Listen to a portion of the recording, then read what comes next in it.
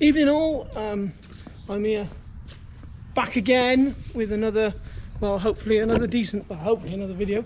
Yeah, just stood in Garal's, I'm just packing up for the day actually. So I was just here looking at this little bit of sheeting that I put in to see if I could give the calves a bit more shade in the evenings. It is working, so I think that they will carry on with it down the rest of the corrals, which is a good thing. So yeah, this week's video is mainly, well, it's a bit of a sad video. Well, it's not sad, but it's the end of a chapter video. This is my last week here now with I'm not allowed to say the name, but yeah, it's my last week here. So I'm going to try and focus on feeding this week if I can. Just it won't be that in depth, but it'll be a walk around. I used to actually be in the feeding department. I used to run the feeding department, and then they moved me up to here. So yeah, we'll go and have a look around feeding. We're going to have a look at the mixers and what we're feeding. We'll also have a quick drive around the hay sheds as well, which you can see through there. The hay sheds as well as there. So we're going to have a look at them. But we're going to have a look at that. Right, so I think we'll just start this week. Well, I think we'll just start this bit of a video for the hay, for feeding. Sorry, we'll just start at the hay sheds. So yeah, we have a lot of hay sheds here. We have 35 of these sheds, and they hold about 5,000 tonne. And somebody's ringing me now. They always ring me when I start recording. Yeah, right. So we're stood here now in this shed. I don't know. I can't remember how long they are. I'll put it up on the screen how long they are. I'll have to work it out again. Yeah. So we got 35 on the 35 sheds on the farm. They hold roughly about 5,000 tonne, depending on what you're storing in them. Because them white bales there are from Argentina, and they're about 500 kilos each, and them green bales there are from Fondamonte in America, and they're about 800 kilos each. So they obviously it differs in that sort of range. So yeah, we got 35 on the farm, 5,000 tonne in each roughly. So we got enough undercover storage roughly for about 175,000 tonne on farm. All right, so yeah, so we have got enough storage. We still have to stack some stuff outside, and in the rainy season we have to put a sheet over it, but it won't. That'll stop, because they'll be building a few more sheds as well. I think there's only about there's only about 30,000 tonne underneath sheets at the minute now.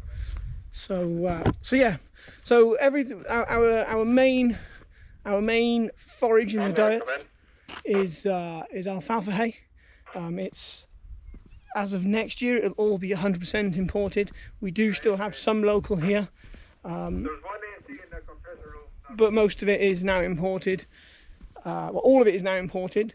They don't grow any here in the kingdom anymore, because we were using too much water, and they were basically banned from growing it. So Alma, I own farms in America and Europe.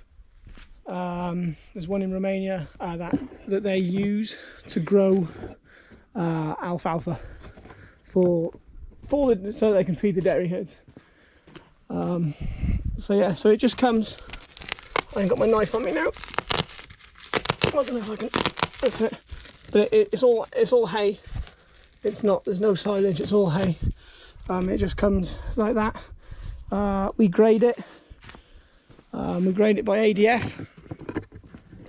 So ADF is basically the bit that the cow can't digest, or it's the stalkiness of the forage.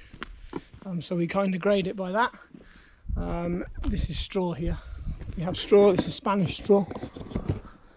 Yeah. So this comes in from Spain. I'm not sure how much straw we got on farm. I don't really look. So yeah, so anyway, we put it comes out in containers, we bring it up, we load it in the sheds. You can see here, this here is what we call a file number. We know the rough analysis when it lands on the farm, so so that file number goes onto the computer, and that's how we kind of we know where everything is, you know. So then within 6 days of it being on farm, there's then a guy called Samson. He goes around and he makes you can see it here, this is the hole that he made, and he calls it out, and we do our own on-farm sample so that we can find out the quality of the alfalfa, like the ADF, the NDF, the protein, all that kind of stuff. We do our own analysis, and then when it comes to actually feeding the cow, we use our own analysis. We don't use the analysis that come from America. So yeah, so we have a lot of hay, a lot of straw, a lot of everything on the farm. So yeah, so that's the hay. They're the hay sheds anyway.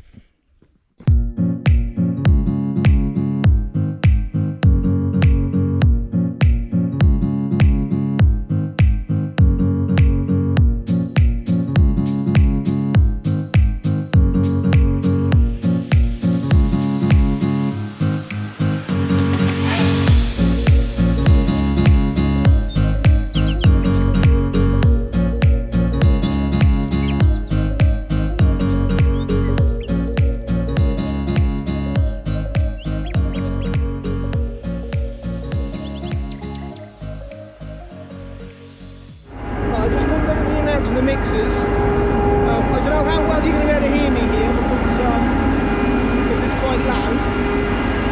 But basically, all our mixers are driven off electric motors. There's an electric motor that then drives a hydraulic motor, which then turns the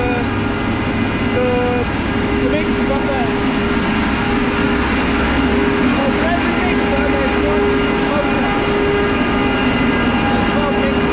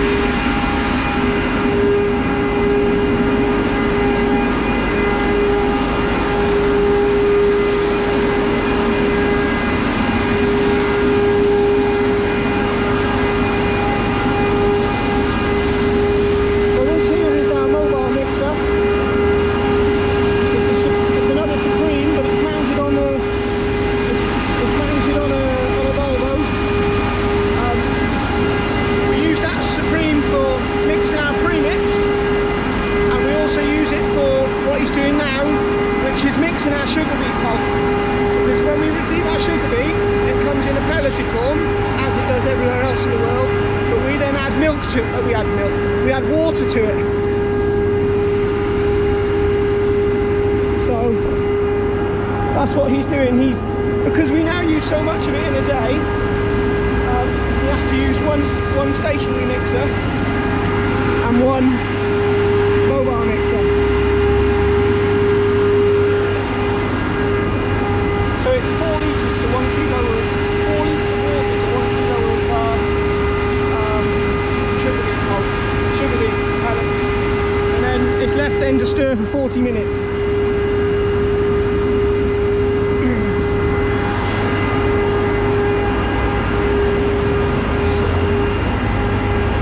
I've come up here in the evening to do this just because it's not quite so busy up here. If I was to come here up here at lunchtime, then it would be manic. There'd be loaders everywhere and people everywhere and dust flying around. So it's not very busy at the minute, but I'll try and get some footage of it at say 10 o'clock in the morning when it's going flat out here. But yeah, basically we use Supreme mixers. They're double augered. Yeah, they're vertical augers. I think they're 30 cubic meters. I think they are. I can't remember. Like I say, it's been a year since I was feeding, so I haven't been around it for a while, so I'm a bit rusty on it, but I'm there or thereabouts. All right, yeah. So they're double vertical augers. We have 12 of them. We have two for young stock. So these two here, this one and that one are for young stock. Number one is a spare. Then we have 2 mixers for dry cows. So they only ever mix the dry cow rations, and then the rest are for the milking herd.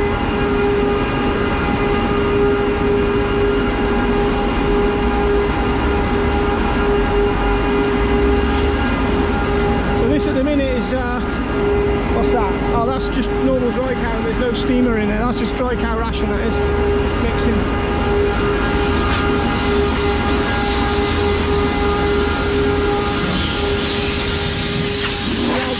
He has the Ehrling so that when he's unloading it into the Kirby, he can blow the forage off the rotor, so that every time they mix a new ration, it's a brand new ration.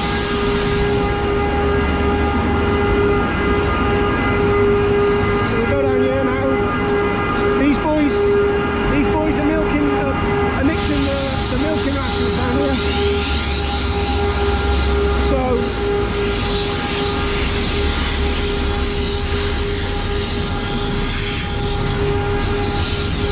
feeding 4 times a day on this farm.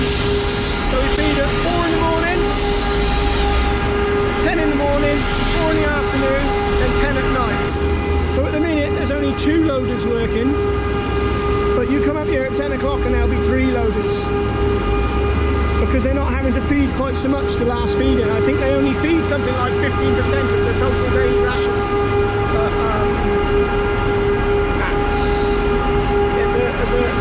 The last feeding of the day. Well, this is the 3rd feeding. The last feeding of the day is 10 o'clock tonight. So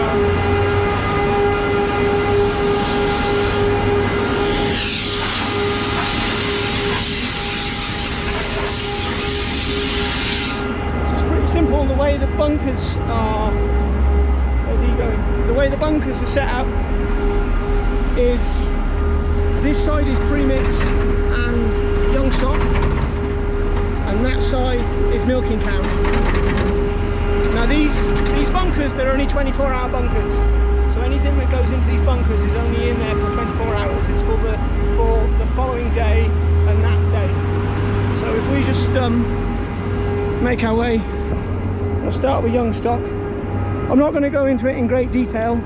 I'm just showing you, because I could talk about feeding for hours and hours and hours. So we have our young stock robed grass, which is just a gut filler. We have our young stock blend 2, blend 3 and blend 4 up there, which are all they're all different quality hays. So depending on where the animal is whilst in corrals, you know, I've said before, you know, we stagger them through corrals, different ages, different rations.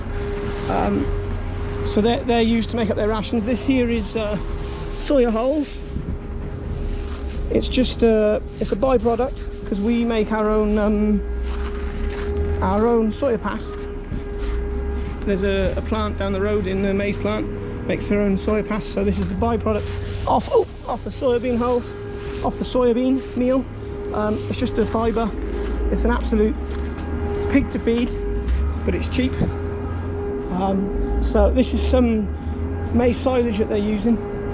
We don't use a lot of maize silage anymore at all. Number one, because we don't need it, and number two, because we don't grow it. We don't grow it anymore. We used to grow a lot of it. Used to have 4 cuts a year. 2 cuts a year. Don't grow it anymore. So straw there for young stock, and then this is dry cow Rhodes grass here. So it's just a very Rhodes grass, horrible. It's basically like it's a really crappy barley. Really, I think is how you could put it. Like it's horrible. It's horrible stuff. Horrible stuff. Here we have that stuff that I was on about, soya pass. We feed soya pass. We do feed a little bit of soybean, but soya pass is basically soybean meal that's been baked. Okay, that's the easiest way to explain it. And during that baking process, it alters the shape of the protein in it, which then it means that protein is taken up more efficiently when the cow is digesting it. All right, so that's what that is. It is very expensive, but it's a good feed. It's a very good feed. So what we got? It's more old maize. Right, we're in the mineral bunkers now. So all our minerals, they come in these big ton boxes. Here we don't have them, well, we do have some minerals in bags. Most of them come in these ton boxes.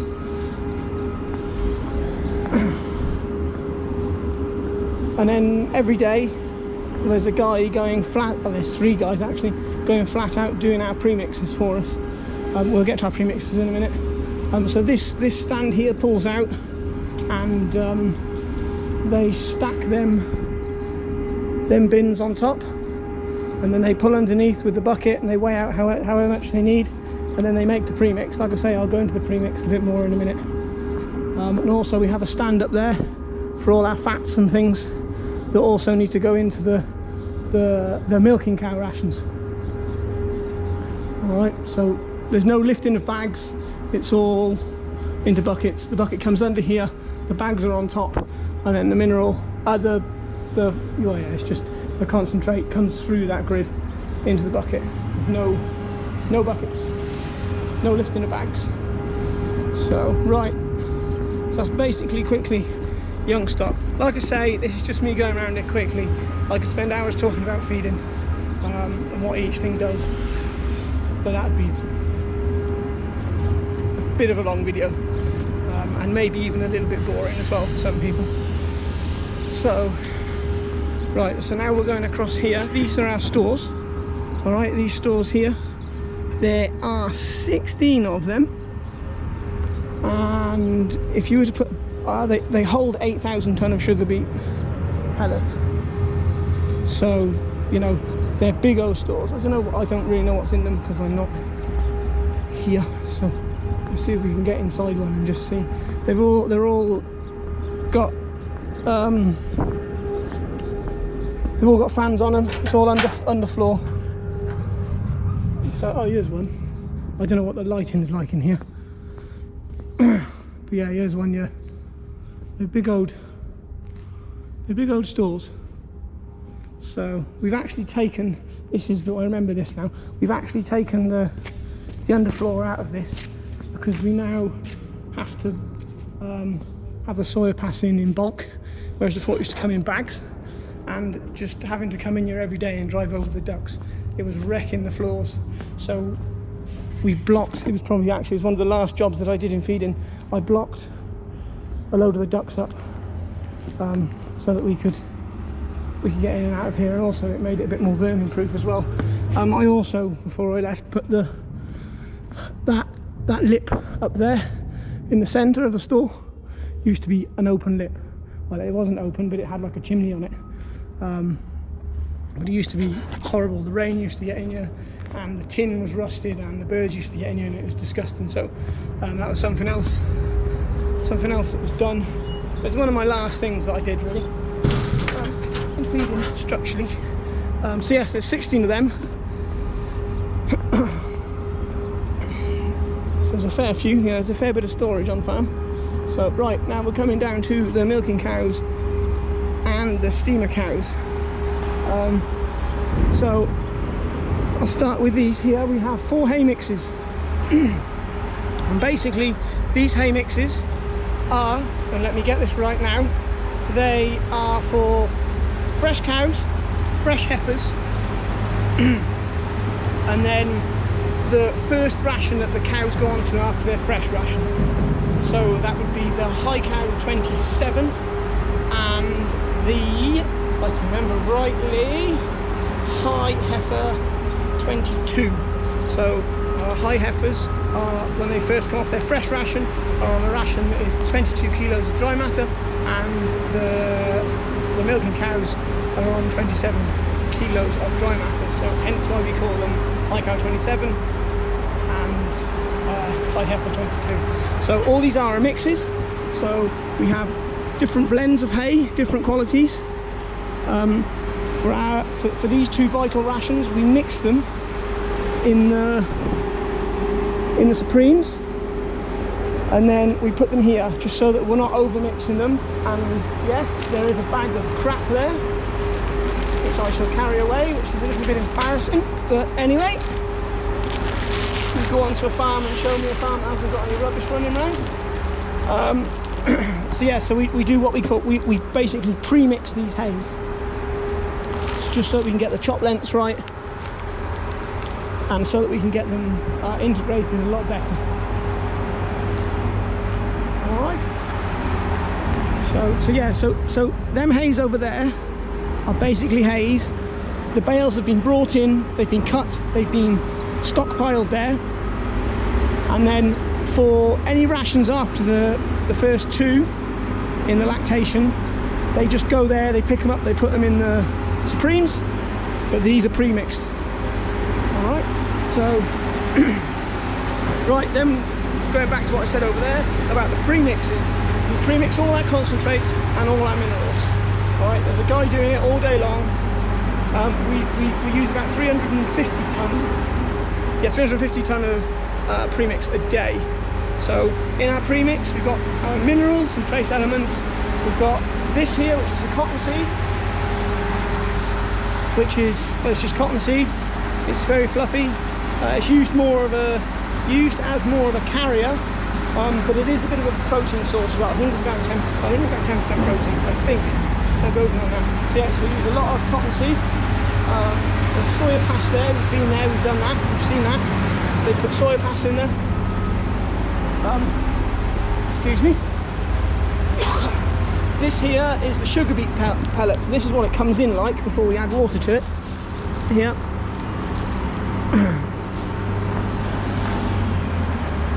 Excuse me again. And we go through about 300 tonne of that a day as well. So yeah, so it comes in like that, and then we put water to it. The reason we put water to it is because if you were to put that in a ration, it wouldn't mix properly. You know, it wouldn't integrate into the ration properly. The cows would separate it, and they'd probably eat all the sugar beet and nothing else. So that's why we put water to it. So yeah, so that's that one. That is a premix. So this is our steamer heifer premix. So this premix will go into the ration that our heifers that are going to calve, well, it goes into the ration that the heifers get 3 weeks before they're going to calve. Well, they have the 3 weeks leading up to their calving. So at the minute, any heifers that are calving in July will be definitely on this premix at the minute. So, and this is the 22. So this is the one. This is actually, although it's 22 kilos, this is the low cows. So the cows just before drying off, this is their premix. See, there's a lot of soya hulls in there. They're pushing, and you notice that there's always the cottonseed. Very good carrier. And what I mean by a carrier is it carries all of the small grains in, because it's sounds silly, but because it's very fluffy. And this is a very simple way of explaining it. Because it's very fluffy, if you look, I don't know if it's going to focus, but you can see all the small grains of concentrate stuck to it. that carries it straight into the rumen, and it also means that that the cow can't separate it either. So again, we've got more premixes here. Gee whiz, it's warm. It's about 40 degrees out here and it's 6:30 at night. More premixes here. Feed a lot of cornflakes as well. They are absolutely awesome. Cornflakes, we've got our own plant which flakes our own corn. So yeah, we've got a lot of cornflakes in our rations here. So see that there? Again, they're all the different blends that haven't been mixed, they're straight from the bale.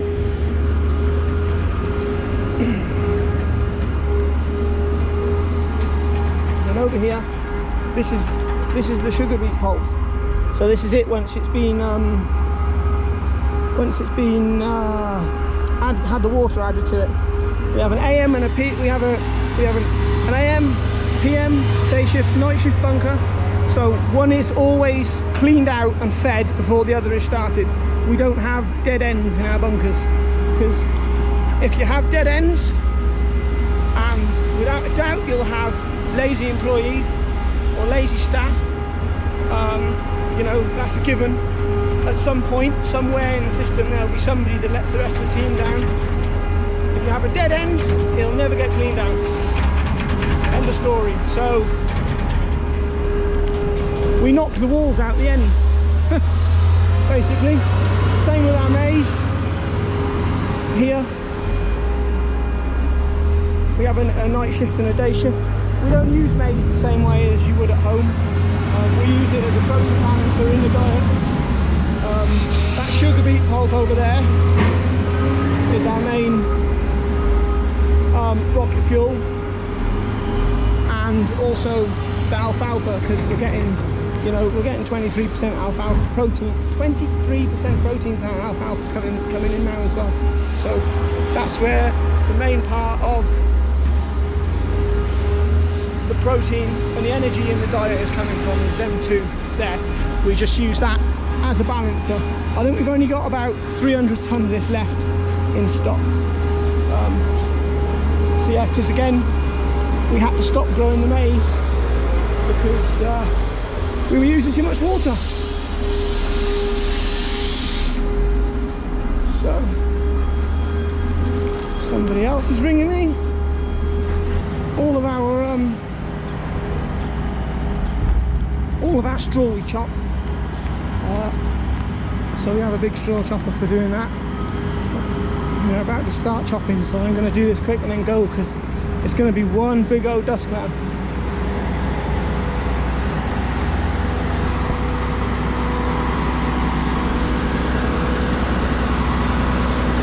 So it's a proper hay buster.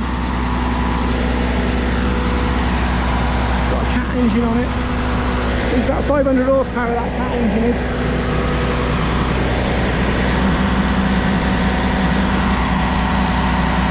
Big old bit of kit. Basically, it's got a load of knives in the bottom of it, and this spins round, it chucks the straw in, and it shreds it, and it goes up this conveyor.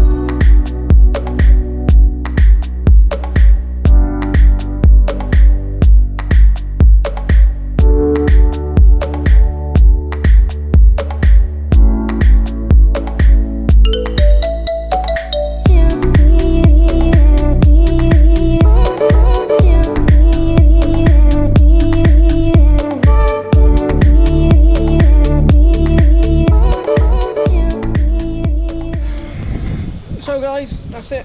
Hope you enjoyed that little bit of a video. I just came down to small. I'm not actually working today. I'm actually finished working because, so you know, I'm coming back to the UK. But I just thought I'd come down and see this little contraption that I got them to make before I finished. And it's basically the small crush, as you know it. You've seen it a million times in young stock. And I got them to put this sprinkler over the top of it, so that when we're doing stuff in the afternoons or in the late morning, about 8 o'clock, when the temperature's up around 35 degrees and we've got cattle in, heifers in you, we can kind of, or they can kind of cool them. Not me anymore. They can cool them a little bit. I think that's a brilliant. I think that'll be a brilliant thing, especially for the heifers. Like, and all it is on the tap here. If you, I've just discovered, if you turn the tap on, let the pressure build up, it lasts for about 10 minutes, the pressure.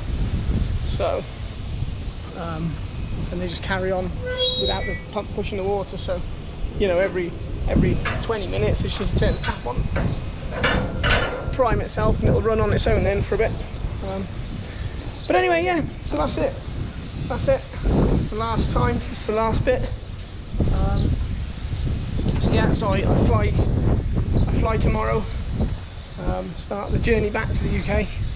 So yeah, so I just wanted to say thank you very much for following me on this little thing. Like I say, it started out just as something for the children, and now it's kind of, yeah, there's a lot of people, I send it to a lot of people now, let's put it that way. You know, I've got a couple of groups going, as you know.